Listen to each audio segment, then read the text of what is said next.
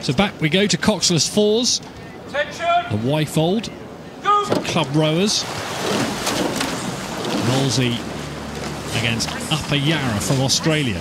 Second Australian boat we've seen on the water already. We're only into race number 9, truly international event. And Upper Yarra need to be careful not to get too close to the vegetation on the right-hand side of your picture.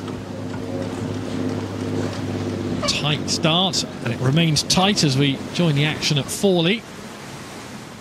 Australians just nudging ahead. Upper Yarra against Molesey B, this is. This should be a competitive race. Bobbing along nicely, Yarra.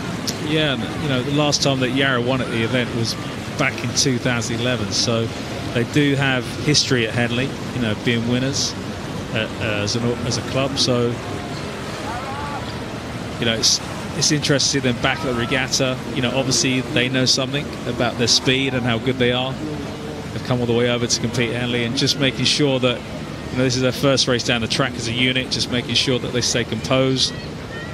You know, and Molesey, you know, are just going to keep eating at their kind of heels here. They're going to be like a dog that you just can't kick off here. So it'd be interesting to see, you know, how they kind of respond to that. Yapping at Yarra. Yapping at Yarra. Yeah, they're going well, the Australians. They're the New South Wales state champions. And they've got more than a length lead on Molesey Boat Club. And all the athletes are from Melbourne University.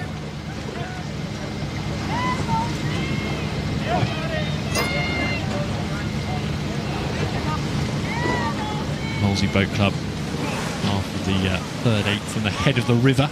Experienced crew. Lots of ambition, qualifying for Henley Royal Regatta. They want to make a nuisance of themselves in the Wyfold. So that's exactly what you just said. Yapping away.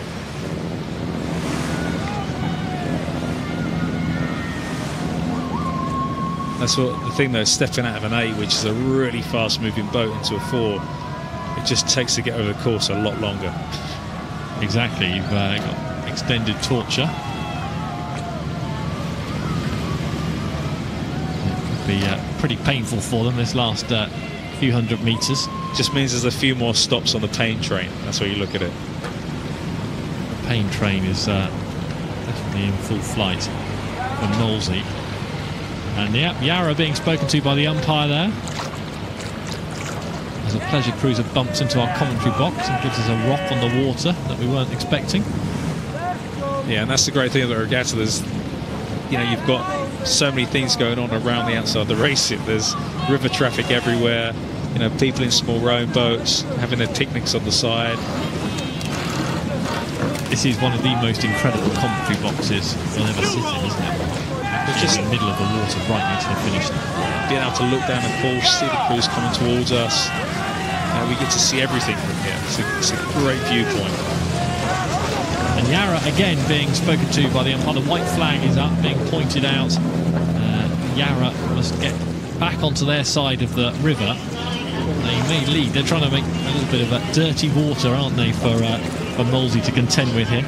Yeah, you can see where the umpire's launch sits in the course. That launch will sit in the middle of the course, which is the kind of lane, if you want to call it that, which both crews are meant to be on either side of.